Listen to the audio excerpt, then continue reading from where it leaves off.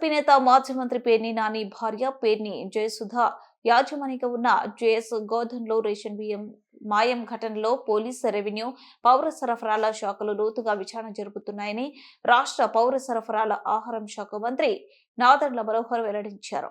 ప్రజలకు సంబంధించిన రేషన్ బియ్యాన్ని దారి మళ్లించి ఆధారాలను నాశనం చేయాలని చూస్తున్నారని తెలిపారు. మాయమైన బియ్యానికి డబ్బు కడితే సరిపోతుందని అనుకుంటున్నారని ఆగ్రహం వ్యక్తం చేశారు. వారిపై క్రిమినల్ కేసులు నమోదు చేశామని, తప్పు చేసిన వారికి శిక్ష తప్పదని హెచ్చరించారు. అందరికీ నమస్కారం అండి. రాష్ట్రంలో కూటమి ప్రభుత్వం ఏర్పాటైన తర్వాత గత ప్రభుత్వంలో వ్యవస్థల్ని ఏ విధంగా దుర్వినియోగం చేశారో, స్వలాభం కోసం ప్రభుత్వ ఆస్తిని, ప్రజల ఆస్తుల్ని ఏ విధంగా కొంతమంది ఊహించని విధంగా రాజకీయాల్లో అసలు ఇటువంటి సంఘటనలు జరుగుతాయా కూడా అనే ఒక అనుమానం వచ్చే విధంగా అనేక సంచలనమైన విషయాలు పుంఖాలుగా మీడియాలోనూ, క్షేత్రస్థాయిలో ఉన్న వాస్తవాలు ప్రతి ఒక్కరు కూడా చూస్తూ ఆశ్చర్యపోతూనే ఉన్నారు.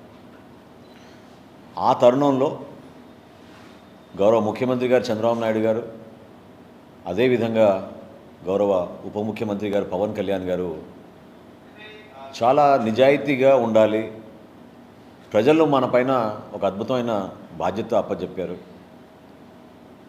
ఒక ప్రక్షాళన కోసం, సమాజంలో ఒక మార్పు కోసం ఒక మంచి ప్రభుత్వం కోరారు ప్రజలు.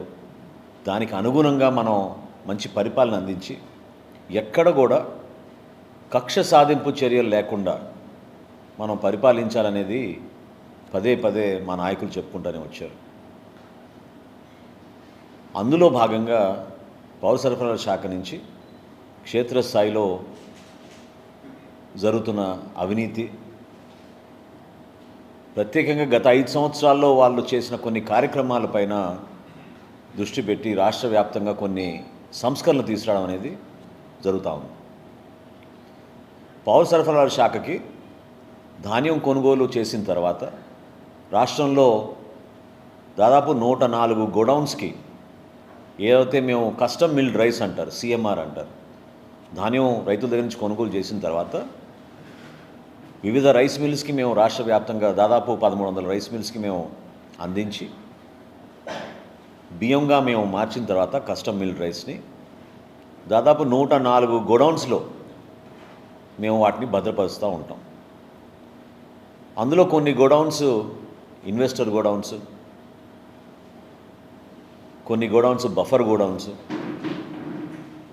వివిధ జిల్లాల్లో అనేక ప్రాంతాల్లో ఎక్కువ దూరం ప్రయాణం చేయకుండా ప్రజలకి ప్రతి నెల మేము పబ్లిక్ డిస్ట్రిబ్యూషన్ సిస్టమ్ ద్వారా ఏదైతే మేము రైస్ కానివ్వండి, కందిపప్పు కానివ్వండి, ఆయిల్ కానివ్వండి చేరుస్తామో, ప్రజలకే కాకుండా ఐసిడిఎస్ ద్వారా అంగన్వాడీ కేంద్రాలకి, అదేవిధంగా హాస్టల్స్కి కూడా, సోషల్ వెల్ఫేర్ హాస్టల్స్కి ఈ సరుకు పంపించే బాధ్యత పౌర సరఫరాల శాఖ నుంచి మేము నిర్వర్తిస్తూ ఉంటాం.